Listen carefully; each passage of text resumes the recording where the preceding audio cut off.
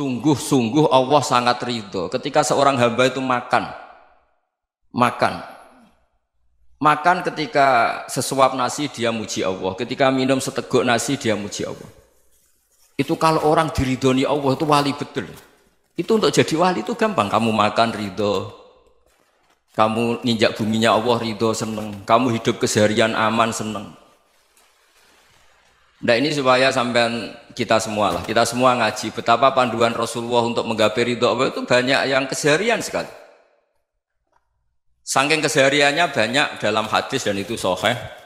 Nabi menyebut hal-hal yang keseharian. Hatta ma tas'alu fi imra'atika, kamu punya uang kemudian istri kamu bisa makan itu ibadah. Bahkan sebagian ibadah itu dicontohkan Nabi yang akhirnya diprotes sahabat.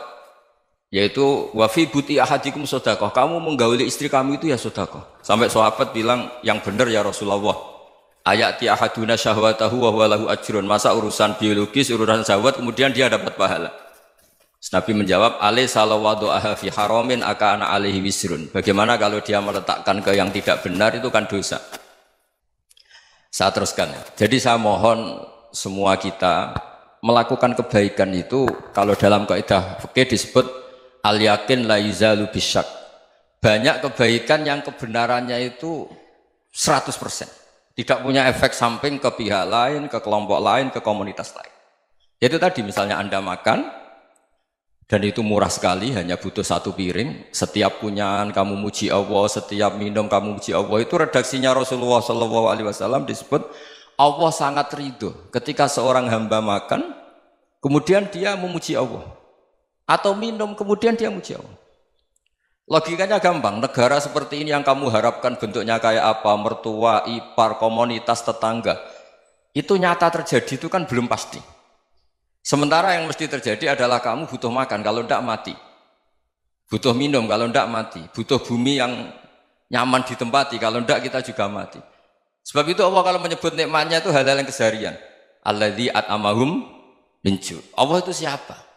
Allah itu yang menciptakan kamu bisa makan. Tidak berlebihan. Allah itu yang menciptakan kondisi sosial itu ideal. Zaman Nabi itu ya ada orang munafik. Orang-orang pilihan Allah itu juga diuji orang sekelilingnya yang macam-macam.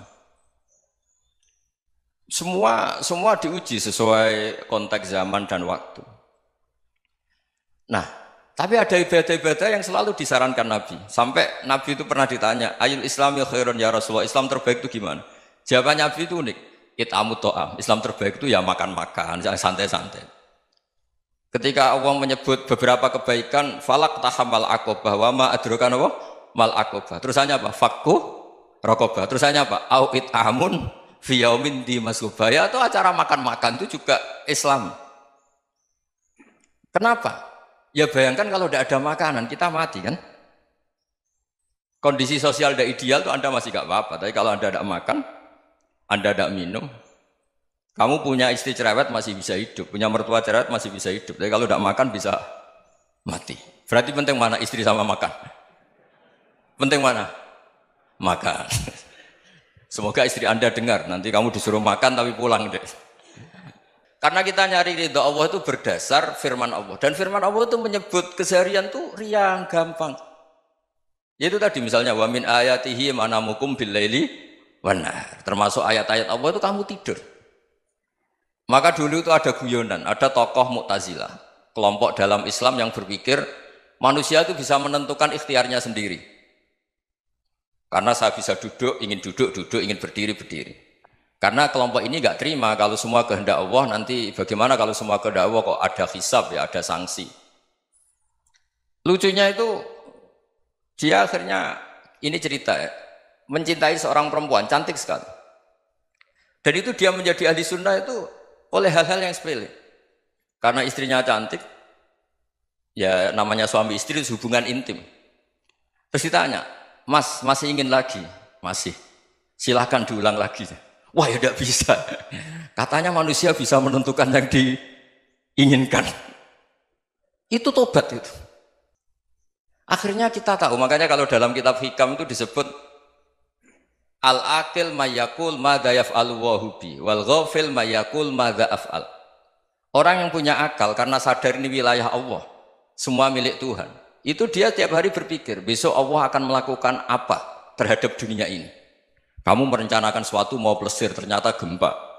Mau wisata ke Rusia, ternyata perang. Kamu tidak pernah tahu apa yang akan terjadi besok. Wa ma tadri nafsum madza taksibu ghadan. Tapi anda semua kita ini sering punya jadwal permanen. Makanya saya kalau diundang siapa saja, sana takdir. Yang jelas Gus ini acara penting. Ya masih acara penting nak pangeran ngersakno piye? Kok ape dadi pangeran? Kamu kok mau jadi Tuhan? Itu kadang ya kiai. Penting Gus acara ini jenengan harus memastikan bisa. Loh kamu itu yang ngajarin tauhid, sesuatu itu biadillah kok bilang-bilang apa pasti. Kalau maksa terus tak tobatkan loh kamu kata saya. Ya kalau gitu Gus bilang insya Allah. Wah itu hati saya, fisik saya, roh saya sudah bilang insya Allah. Tidak usah kamu latih kata saya. Nah hal-hal tauhid keseharian itu gampang sebetulnya. Wal ghafil yaqulu madza af'al. Tapi orang yang lupa Allah dia setiap hari bilang besok apa? Kita bisa melakukan apa? Seakan-akan dia itu aktor, dia penting, dia subjek permanen, dia. Padahal kita ini hanya objek kehendak Allah Subhanahu wa taala. Karena kita yakin sesuatu yang terjadi di alam raya ini kita tidak bisa apa-apa. Makanya saya sering ngaji, sering bilang saya. Ketika Anda mensifati Allah, Dia yang menghidupkan. Sudah itu tanamkan sehingga ketika kita mati santai saja. Kenapa santai? Allah punya cara menghidupkan kita. Zaman kita hidup juga gak tahu caranya ngelola jantung, ngelola paru-paru. Kamu juga gak tahu ngelola oksigen yang tidak beracun, tidak ngandung polusi. Tahu-tahu hidup. Gak ingin tua ya tahu-tahu tua. Gak ingin mati tahu-tahu mati. Selama ini kita hidup juga gak tahu apa sebetulnya. Hanya gaya tok, punya jadwal, punya planning. Kalau kamu bisa menentukan pilihan Anda, pasti Anda istrinya cantik, 4 neriman semua, kona'ah semua. Nyatanya enggak kan? Ada 1 jelek, cerewet. Wah itu kan, nyatanya tidak bisa apa-apa Anda kan? Dan kamu bawa mati lagi. Itu kan, istri Anda juga gitu, punya keinginan, punya suami yang ganteng, yang jabat, yang riman, yang enggak poligami. Ya tidak kesampaian juga. Kalau kita ngitung tingkat kegagalan kita itu gagal terus. Ya kan? Nah, terus ingat Allah, madza yaf'alu wa bi. Orang yang punya akal selalu berpikir Allah itu menghendaki apa terhadap saya. Lalu sama-sama orang melihat orang yang serius. Itu kata Anda itu pemikir berat, serius. Senang punya tokoh yang merengut karena kamu anggap serius. Tapi sebagian orang anggap orang yang serius itu wong merengut, wong masam, wong muka kok ditekuk. Jadi sama itu hati ya muqallibal qulub tsabbit qalbi ala dini, karena kita enggak tahu cara berpikir kita tentang orang lain, tentang sekeliling kita. Misalnya kita orang baik yang jenis ngurmat fakir miskin. Ada orang bangun masjid mewah itu janggal. Apa artinya masjid mewah kalau banyak orang kelaparan? Tapi kalau yang jenis pendidikan apa artinya masjid mewah kalau tidak bisa ngaji? Nanti yang jenis infrastruktur apa artinya ini kalau semuanya punya sudut pandang yang berbeda-beda. Dan Islam mengapresiasi semua kebaikan. Tapi katakan semua kebaikan itu adalah kehendak Allah Subhanahu wa taala. Karena apapun baik Anda itu pakai fasilitas yang diberikan oleh Allah Subhanahu wa taala. Sehingga ini yang disebut qulillah sumadarhum fi khawdihim yal'abun. Ya kembali tadi ke tema-tema bahwa keseharian Anda ini sudah Islami. Saat Anda tidak bisa melakukan apa saja.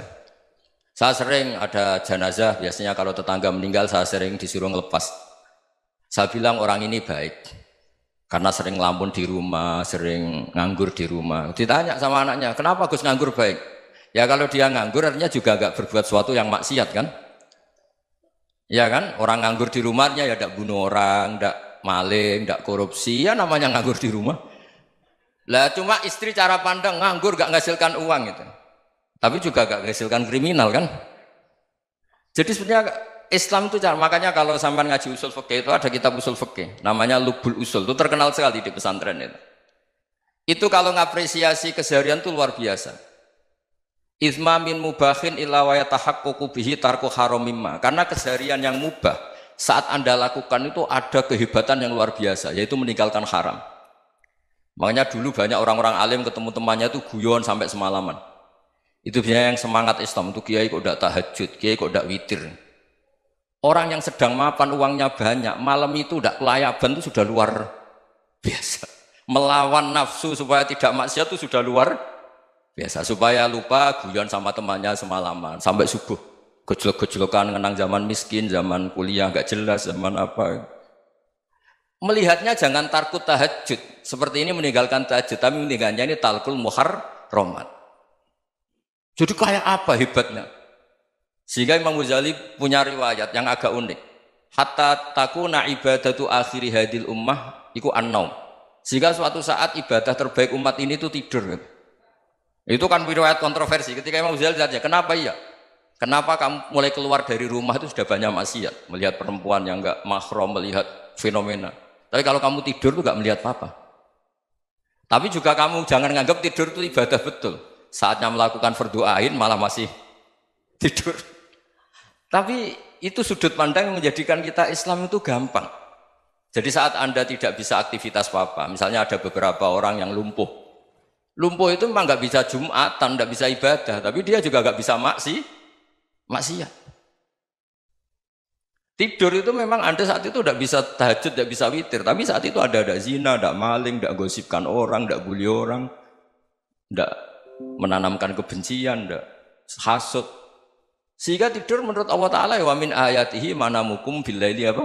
Wanahar. Karena di tidur itu selain ada unsur istirahat, jaga kestamina, juga ada unsur meninggalkan beberapa keburukan.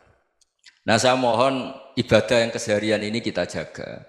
Supaya kita semua baca ayat itu fasih. Fasih itu tertanam di hati. Allah itu siapa?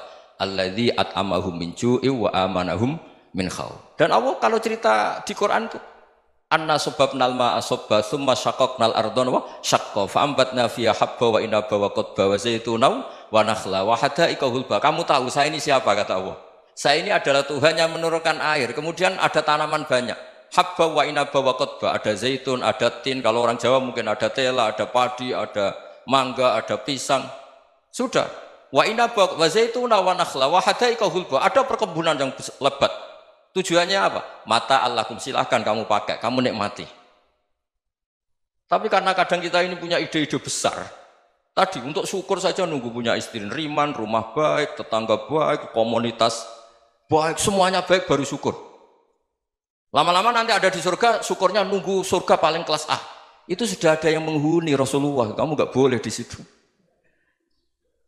Masa untuk syukur saja? Repotnya Masya Allah.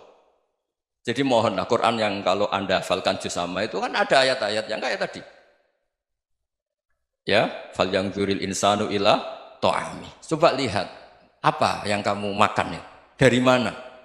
Dan untuk mempertahankan hidup kamu keseharian. Jadi jangan kira ibadah itu harus membentuk komunitas yang versi Anda. Ibadah itu harus hal yang mulu-mulu. Kesehariannya Anda alami.